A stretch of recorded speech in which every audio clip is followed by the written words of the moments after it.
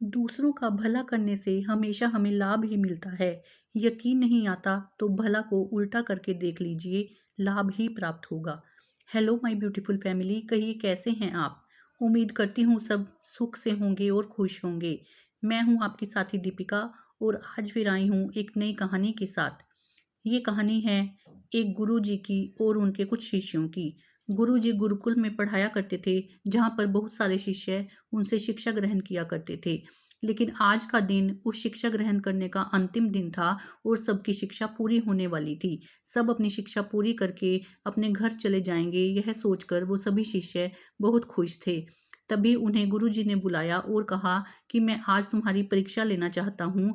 जो परीक्षा में जीतेगा वही मेरा सबसे प्रिय स्टूडेंट होगा, प्रिय विद्यार्थी होगा। तो सभी बच्चे तैयार हो गए। गुरुजी ने कहा तुम्हें आज एक बाधा दौड़ दौड़नी है, जिसमें तुम्हें कूदना है, तेज दौड़ना है, जंप करनी है, ये सारे काम करने हैं। और जो इस बाधा दौड़ में आगे निकलेगा, सबसे पहले यहाँ आ जाएगा, वही मेरा प्रिय शिष्य होगा।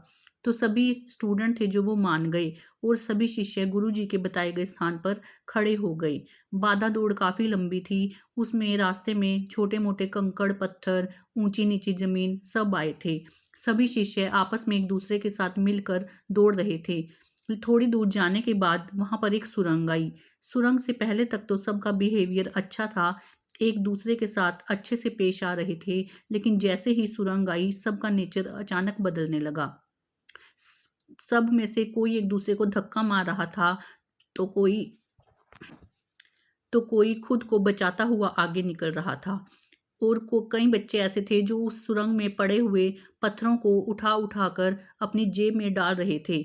इसी तरह वो बाधा दौड़ चलती रही और अंत में सारे शिष्य अपने गुरुजी के पास पहुंच गए। तो गुरुजी ने कहा कि कैसी रही तुम्हारी दौड़? एक शिष्य ने आराम से जवाब दिया कि सुरंग से पहले तो हम सब की व्यवहार एक जैसा था, लेकिन सुरंग में पहुंचते ही हम सब के बीच में एक जैसे ये लग गया कि हम में से कौन जीतेगा। हमें होड़ लग गई जीतने की और हम एक दूसरे को नुकसान पहुंचाने लगे। कुछ आपके शिष्य एक दूसरे को धक्का दे रहे थे, कुछ उस धक्के से खुद को बचा रहे थे और कुछ शिष्यों ने नीचे पड़े हुए छोटे छोटे पत्थरों को अपनी जेब में डाल लिया, ताकि जो पीछे आएंगे उन्हें उन पत्थरों की चुभन ना महसूस हो। तो गुरुजी ने एकदम से कहा, जिन शिष्यों ने अपनी जेब में वो पत्थर भरे हैं वो आगे आ जाएं। तो वो शिष्य आगे चले गए।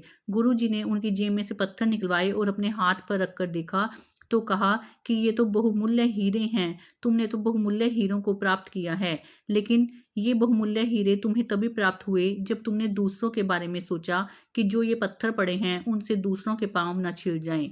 तुमने दूसरों के पैरों को सुरक्षित रखने के लिए इतना नेकी का काम किया, तो तुम्हें भी इस नेकी का फल मिला है कि ये अमूल्य अनमोल हीरे हैं। इनसे तुम जितनी मर्जी संपत्ति इकट्ठी कर सकते हो, इनकी कीमत बहुत ज्यादा है।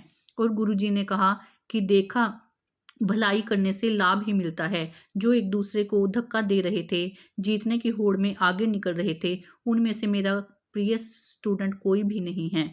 ये प्रिय स्टूडेंट मेरे यही हैं जिन्होंने दूसरों के बारे में सोचा, अपने बारे में नहीं सोचा कि हम जीतेंगे या नहीं। तो यही मेरे सच्चे शिष्य हैं। दोस्तों, ये जो बाधा दौड़ थी, ये हमारी जिंदगी की भाग दौड़ को दिखाती है।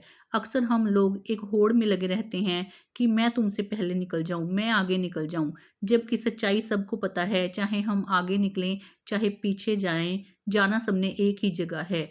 इसलिए इस भाग दौड़ में एक दूसरे को मुसीबत में डालना छोड़ दीजिए। जो है, जिसके पास है, उतने में संतुष्ट रहिए, बल्कि लोगों का भला कीजिए। हमारे नेक कर्म हमारे आगे जरूर आते हैं। अगर हम किसी का दिल दुखाते हैं तो वो भी भगवान से छिपा हुआ नहीं है। किसी के साथ चीटिंग करते हैं तो वो भी भगवान देख रहा है। इसलिए ऐसे बुरे कर्मों से दूर रहिए। आपको जो काम मिलता है उसे अपना 100% दीजिए, पूरी ईमानदारी से करिए।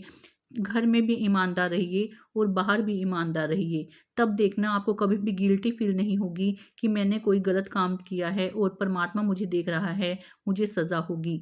बल्कि तो आपको उस परमात्मा पर भरोसा होगा कि परमात्मा मुझे देख रहा है। जब मैंने अच्छे कर्म किए हैं तो अच्छे कर्मों के फल भी मुझे अच्छे ही मिलेंगे। इसलिए किसी का दिल मत दुखाइए, किसी को मत सताइए और सबसे बड़ी बात, किसी के प्रति चीटिंग भी मत कीजिए। चलिए दोस्तों, आज के लिए इतना ही। मिलूंगी आपसे एक नई कहानी के साथ, नए विचारों के साथ। तब तक के लिए आप सबको मेरी नमस्कार।